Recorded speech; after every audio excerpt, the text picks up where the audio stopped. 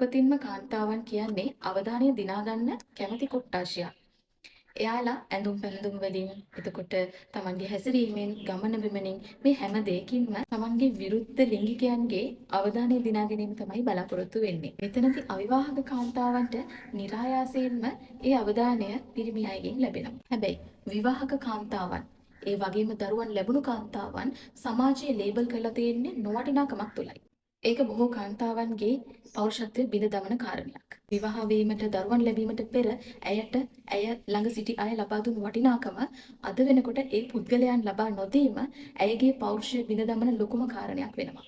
ඒ නිසා තමන්ගේ නිවසින් හෝ තමන්ගේ අය නොදෙන වටිනාකම ඇය පිටින් හොයාගෙන යන්නට උත්සාහ දරනවා. විවාහක කාන්තාවන් මෙහෙම අවධානය බලාපොරොත්තු වෙන්න හේතු කීපයක් තියෙනවා.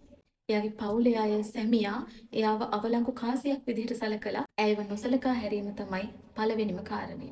විවාහක කාන්තාවක් දරුවෝ ලැබුණන් පස්සේ තමන්ගේ සැමියාගේ ආදරය අවධානය විශාල වශයෙන් හොයනවා.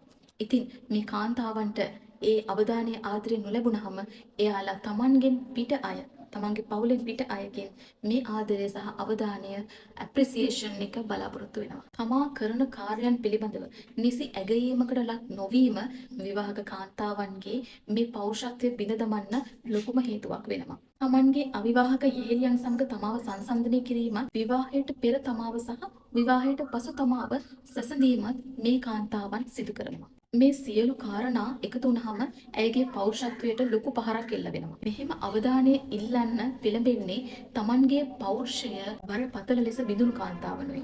මෙතනදී විවාහක කාන්තාවන් දැනගත යුතුම කරුණු කීපයක් තියෙනවා. තමන්ගේ වටිනාකම සහ තමන්ගේ සතුට තව කෙනෙක් මත පවරන්න එපා. තමන්ගේ සතුටයි තමන්ගේ වටිනාකමයි තියෙන්නේ තමන්ගේ අතේ. වෙන කිසිම පිරිමියෙකුගෙන් හෝ වෙන කිසිම අයෙකුගෙන් අවධානය බලාපොරොත්තු වෙන්න එපා.